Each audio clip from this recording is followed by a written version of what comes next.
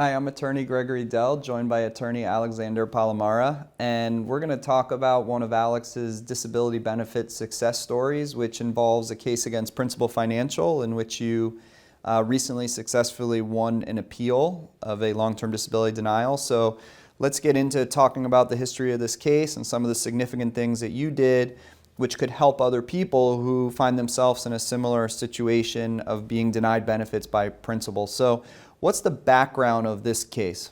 So my now client came to me after being denied benefits by Principal. She's actually paid benefits for 2 years. So a little bit background on her is that she worked for Vienna Beef, very famous, I think, national company that everybody's heard of.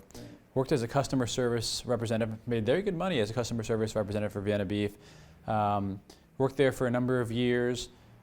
Unfortunately, she had conditions that that sprang up on her, and over a course of time, prevented her from continuing to work, prevented her from doing her own occupation. Thankfully, her employer, Vienna Beef, provided her and her other employees with coverage under a disability insurance policy. This long-term disability insurance policy was with Principal. So unfortunately, she started suffering from osteomyelitis, myofascial pain, venous insufficiency, headaches. It's a lot of pain a lot of times, preventing her from sitting all day. Luckily, she had this policy, like I said. She filed for benefits, and thankfully the claim was actually initially approved. So initially, Principal says, we find that you to be disabled. Her own doctors are very supportive, and they're paying her claim for almost 2 years. Right before the 2-year mark, actually in January of 2020, she had applied for Social Security disability benefits. Social Security disability, after a couple months, came back and said, we find you to be disabled, find you to be unable to perform the duties of any occupation. They start paying her benefits. Principal finds out about that and says, hey, that's great. We're so happy that Social Security's approved your claim for benefits. Pay us back some money. And we're doing a new review of your claim right now. Send us some updated medical records. And 4 months after she was approved by Social Security, 4 months later, Principal comes back and says, hey, by the way, there's a change in definition of disability. Now you have to be, instead of being disabled from your own occupation, now you have to be disabled from any occupation. And we looked at the updated medical records. We had them reviewed by an endocrinologist and another doctor, and we just don't find that you're disabled from any occupation, so now we're denying your claim. So 4 months after Social Security said you're disabled from any occupation, Principal's now saying, we don't find you disabled from any occupation. We're denying your claim. Pay us back the overpayment, and we're denying your claim moving forward. Principal's basis for the denial was to purely rely on their own people that they hired. Now, did these people ever examine the client? Not once, and it's kind of a tragedy in a sense that the insurance companies, a lot of the times, they just do what I call paper reviews, where they have a quote-unquote independent consultant, someone that they hire and they're paying a couple $100s an hour to review the medical records, and we're assuming that they are reviewing all the medical records of the client's claim, but we don't know that for certain. And these doctors, they review these medical records, come up with their own opinions, then they might reach out to the treating providers, they might send a call or make a call, and more often than not you see the call like at midday, or where the doctor's probably very busy seeing clients all day long. It's like, yes, they can take the time to give a 15-minute phone call to a random doctor of an insurance company where they're not even expecting a call that day. So some random doctor calls them, and maybe the doctor has time to give them a call back later that day, maybe they don't, but the insurance company's doctor might try to say, I tried to reach out to your doctor. They never responded, and thus I was never able to clarify his or her opinion, and thus I still believe that there's no restriction limitations, or these are the very light restriction limitations, and the insurance company runs with that and ends up denying the claim under this paper review, even though they've never laid eyes upon our client. They've actually spoken to our client, but yet these independent consultant doctors' reports seem to be more reliable to the insurance company than the information and the opinions of actual treating providers. It doesn't make sense. But it's crazy because our client was treating with an endocrinologist, a vascular surgeon, and an internal medicine doctor, and a neurologist for her headache. So 4 different doctors supported her, had seen her many times over years. Principal accepted the claim and also agreed that her occupational duties were sedentary. So really, it's kind of like a scam, because when your definition of disability changes and you go from one sedentary job of customer service, which is essentially basically a desk job, to unable to perform the duties of any gainful occupation, you can't get any lower threshold or any lower requirement of job duties in that change of than a definition. sedentary job. A sedentary Right. job is the lowest, It's kind of the lowest common denominator. it's the least, physical requirement of a job. Right. The only thing that changes though in any occupation is that there is earnings requirements. So typically, your own occupation, you're getting paid 100% of your prior salary at your own occupation. But when it gets to any occupation, typically it's 60% of your prior earnings. So if you're making 60 grand a year, now the insurance company has to prove that you can do a job that's going to pay you 60% of 60 grand a year. You know? So $36,000 Exactly. a year. So I guess there's more jobs available at a sedentary work level, but sedentary is sedentary. But did principal make the argument to say this is a financial reason, that we don't think you could do a $60,000 a year job, but we did find $36,000 a year jobs? And does that $36,000 a year job not require the client to be there 5 days a week, 8 hours a day? It certainly would. But the funny thing about this denial, and I went through the entire claim file, after the claim was denied, I ordered a copy of the records from the insurance company, so I had to go through it with a fine-tooth comb to figure out where the consultant's report was, whether the insurance company did a vocational review, and what jobs they actually think that she can do. And while they did do an independent consultant's report that we talked about, they never did a vocational analysis of her occupation or any occupation. Because typically when they deny a claim for any occupation, they say, hey, listen, we find these are your restrictions and limitations. And we find with those restrictions and limitations, we think you can do these 5 jobs that satisfy the earnings requirement. In this denial, they never did that. So they denied her long-term disability claim, and actually they denied her waiver of premium of life insurance claim as well in the same denial letter, without ever doing a vocational review to see whether there's any occupation she actually can perform. So when I did my appeal, I kind of had a field day with that argument, saying, you guys, not only did you deny this claim wrong, not only is your consultant's report faulty because they overlooked this, this, and this, but you didn't even do a vocational review. So what are you denying here? You have no support justification for this denial whatsoever.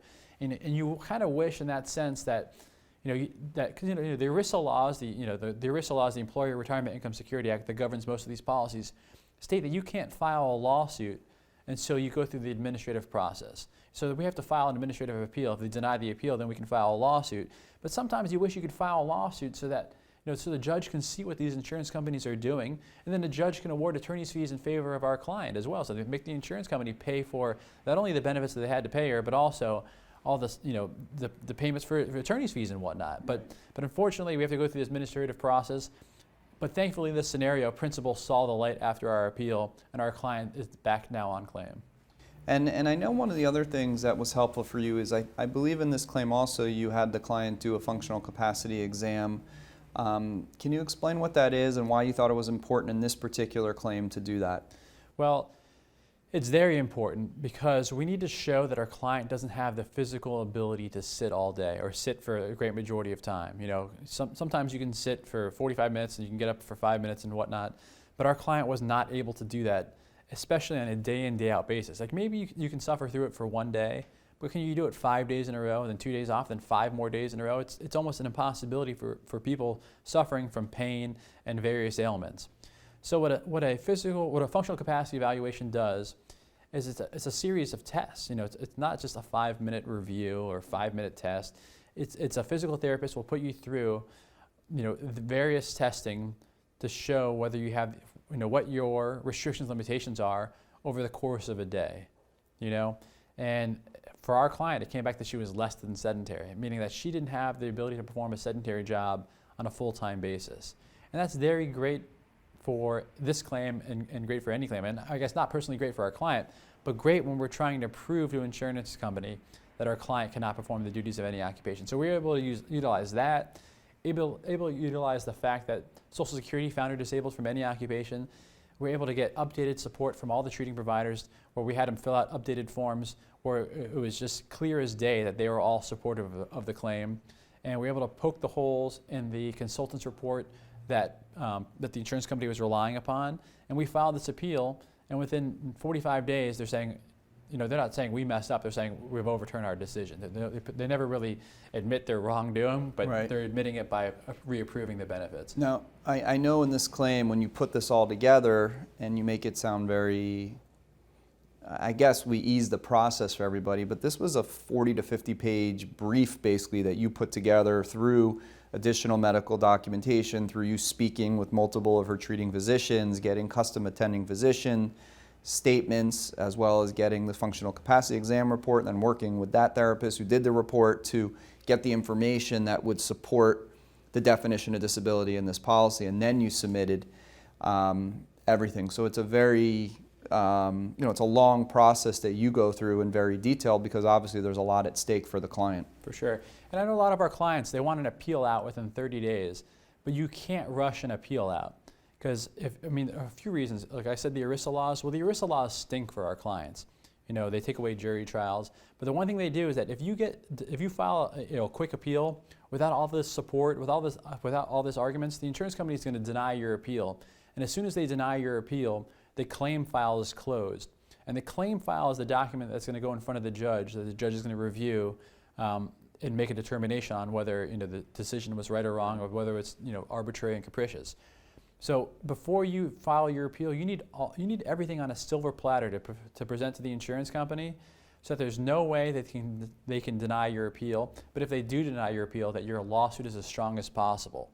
Because it's your last time to submit evidence for your lawsuit is with your appeal.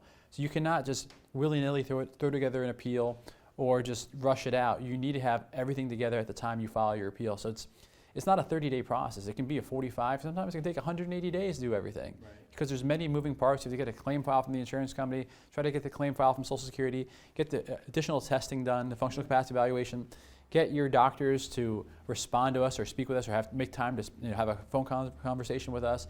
So there's a lot of moving parts, but we're never going to blow a deadline, I can tell you that. And we're going to get this appeal out, and it's going to be the strongest appeal that we could possibly file for our clients' claims. Well, I tell people first of all, your claim's only as good as it looks on paper, because when you submit this paper and all the additional supporting documents, that's what the disability insurance company sees and makes their determination on.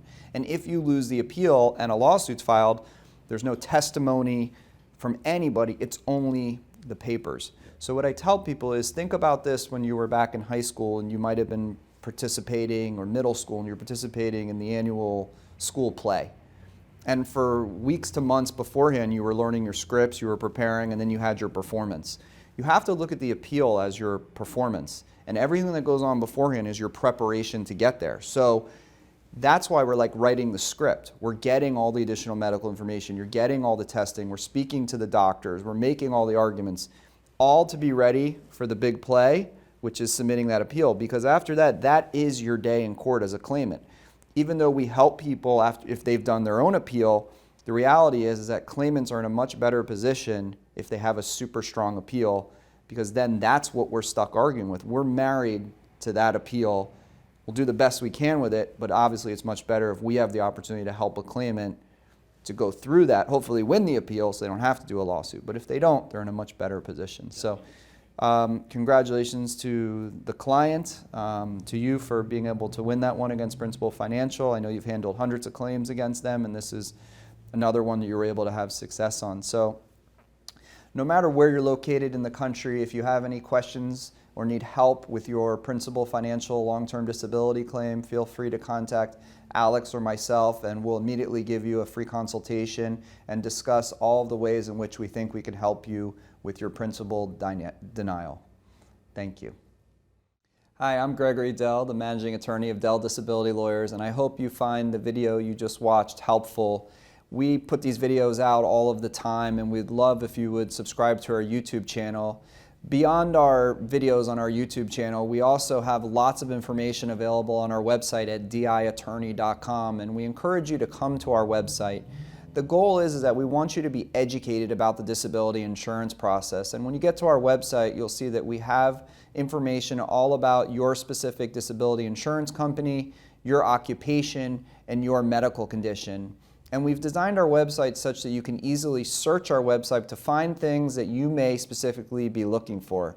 Now, at our website, we have thousands and thousands of pages of information, hundreds of videos that you can search. Plus, we're building a section of reviews of all the disability insurance companies, and we have the Ask Our Lawyer section where you can go ahead and ask us any questions that you may have. Now, we realize that you may not need us right now, but you may need us in the future to help you with your disability claim, and we think one of the best ways to keep in touch is by clicking the button below and subscribing to our channel. And most importantly, again, no matter where you live in the country, we're always available. Just go ahead and give us a call. We're happy to discuss your claim and let you know immediately if we can help you.